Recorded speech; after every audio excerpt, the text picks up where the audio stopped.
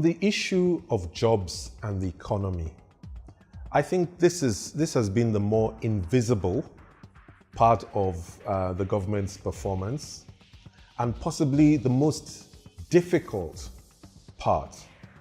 Why? I think that there was an underestimation of just how bad the economy itself was performing.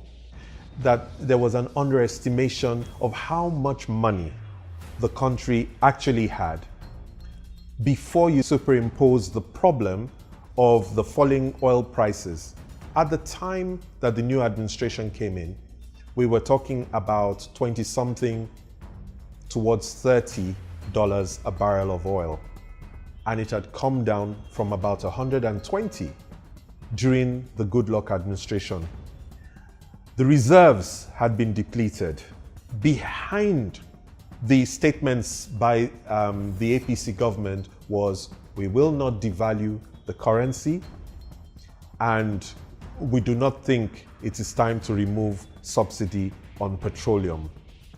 So when you then come into office and find out that you have almost zero money to work on, and besides that, the states, so many states were already saying they were bankrupt, that they couldn't even pay salaries. So even if some who were in the PDP can say to you that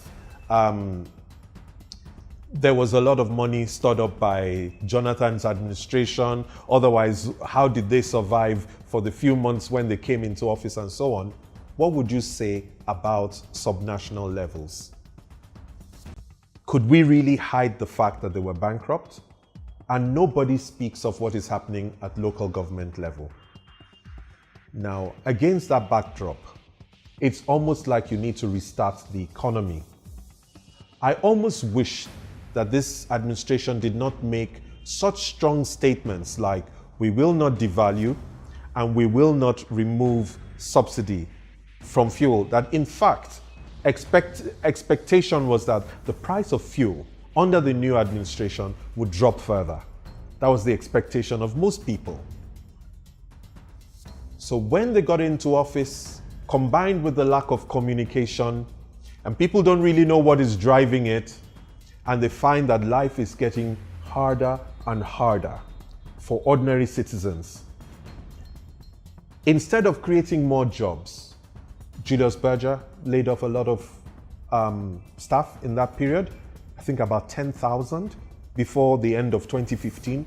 Costain laid off a huge amount of staff as well.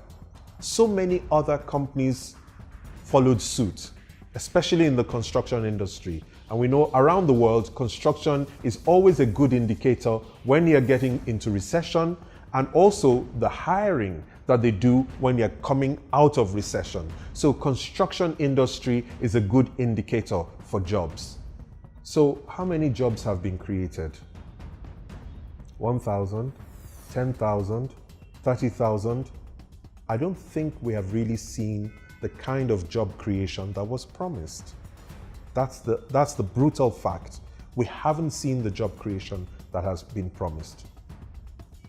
We haven't really seen the pickup in the economy that we have been expecting.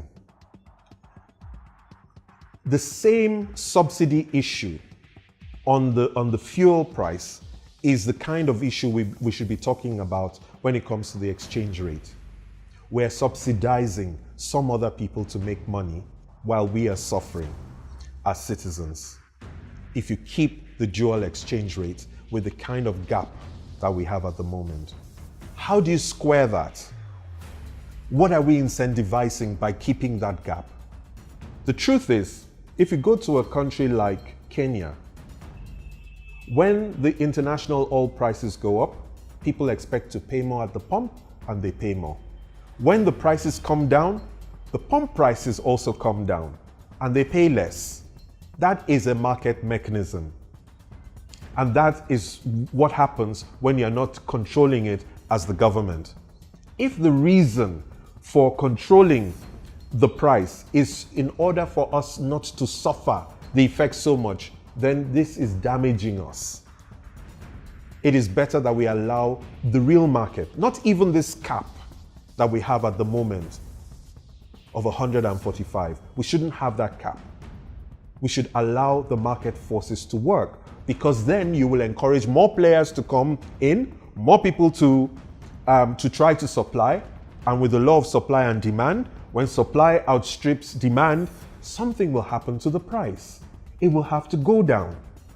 But if you peg it artificially, then it's no longer the market that is working. So whether you peg it at 85 or you peg it at 87, 97, 150, whatever it is, it's still not a market mechanism. We need to be moving to a reduction of subsidies, a scrapping of subsidies from our economy, and a replacement with market mechanisms. Now, as soon as you say that, many people will be worried that if you leave us to the mercy of the markets, especially where there is no competition, are they not going to extort money from us because there's nothing to stop them?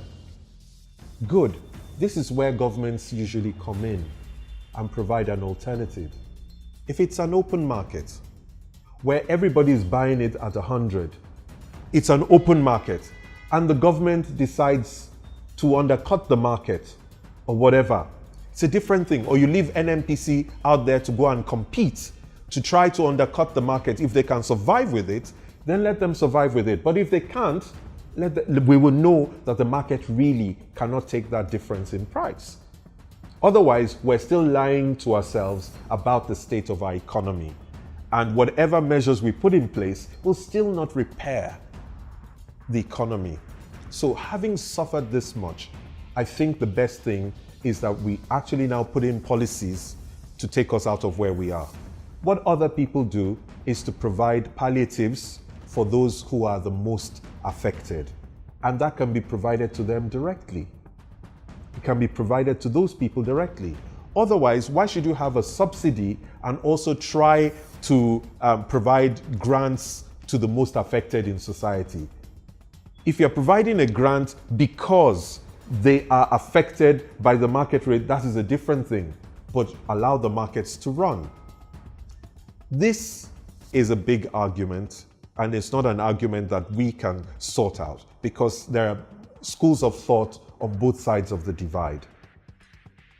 I think the policy debates that should go around subsidy removal, that should go around the treatment of our exchange rate, I'm not sure that that rigor has been put in yet. And I think the advice to this administration is that they should allow this rigorous debate to take place, so that they can be advised by the different sides to the argument and take a position accordingly.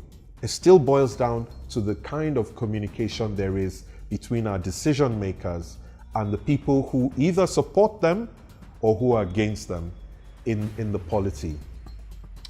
On the issue of the economy, frankly, I would say it will be between 1 and 2 points out of 5.